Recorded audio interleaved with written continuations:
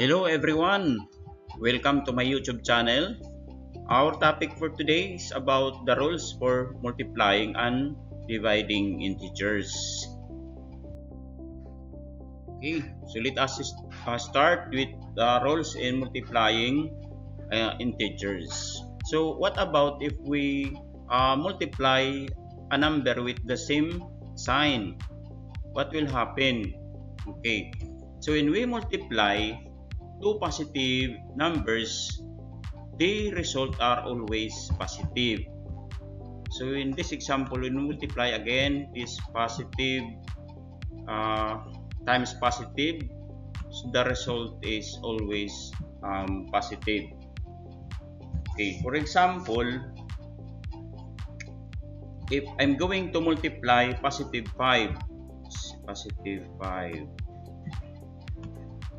again, no need to write the positive sign before this number because it is understood that the number, when there is no sign, it is understood that the number is a positive. Okay, let us multiply this 5 number with the 4. Okay. Okay, so the result is positive and that is 20. Okay, so I hope you learned this video. Okay, so no problem when we multiply the positive numbers multiply by another positive numbers, the result is always positive. So it is also the same when we multiply two negative numbers. Okay, so the result is always positive because that is the rules of or rule of the multiplication. So this is also positive. Okay, so for example, if we're going to divide, I mean multiply, let's say 2, multiply this 2 positive, I mean this is negative 2, just list it in a parenthesis, then multiply this with the, let's say, negative 3.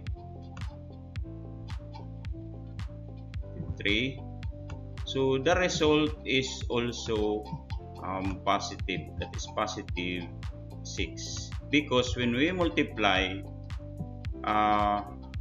negative times negative, that is equals to positive. That is the rule of multiplication. So remember class. So that's it. What about if the signs is different, just like this one? Okay, so when we multiply positive times negative, the result is always negative. Okay, this is negative. Okay, so example, if we are going to multiply positive 3, say positive 3, and multiply it with the negative 2, say negative 2.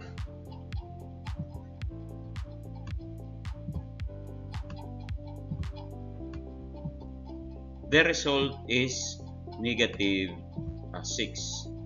Okay, that is the rule of multiplication, that when we multiply positive times negative number, it becomes negative. Okay, so next, so even if we start with the positive numbers and multiply with the negative numbers, the result is always negative. So in this case, it start with the negative. Okay, so let's say that when we multiply negative 5, then multiply it with the, let's say, positive 3. Okay, so the result is always negative. So that is why it is negative 15. You take note, class. So when we multiply negative times positive, or multiply times negative negative times positive, the result is always negative. Okay? Okay, so let us move on to the next rules. So this time it is a rules in dividing integers. So when we divide two numbers, or two integers, so the result is also always positive. Always positive. Let's say, for example, positive 16. Positive 16 is divided by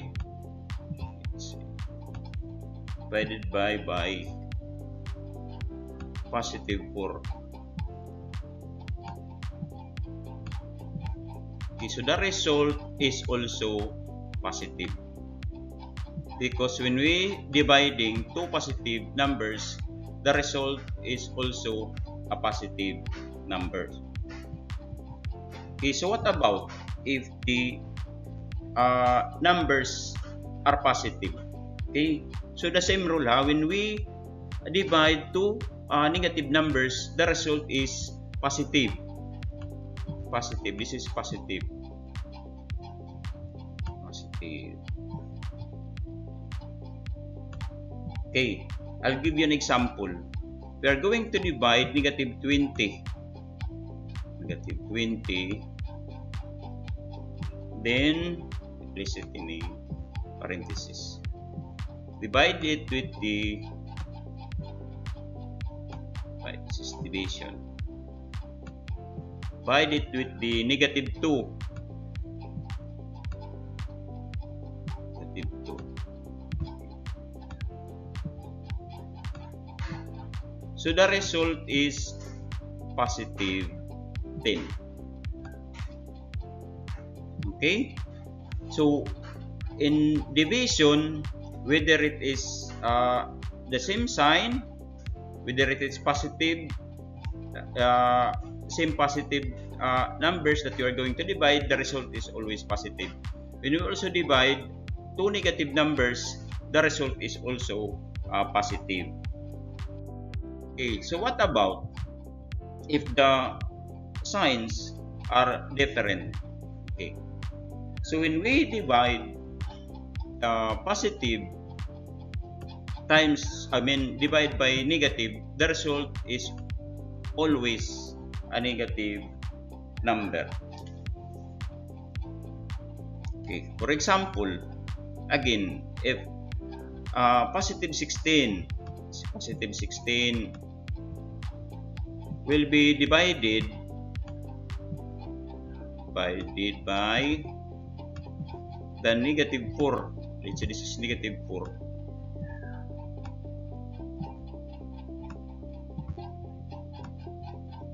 The result is negative 4. Okay?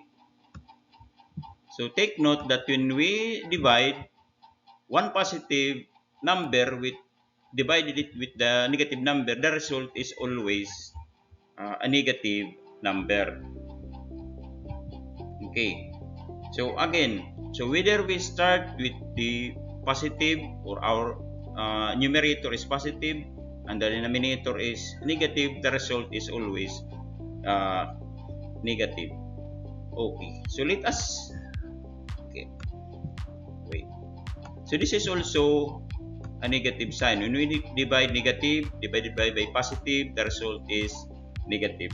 Example, let us start with negative 20. Negative 20. Wait.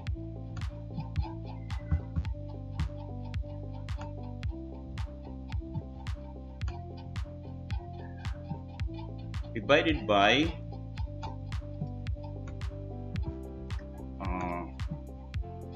positive 2. Okay, divided is positive 2. So the result is negative 10.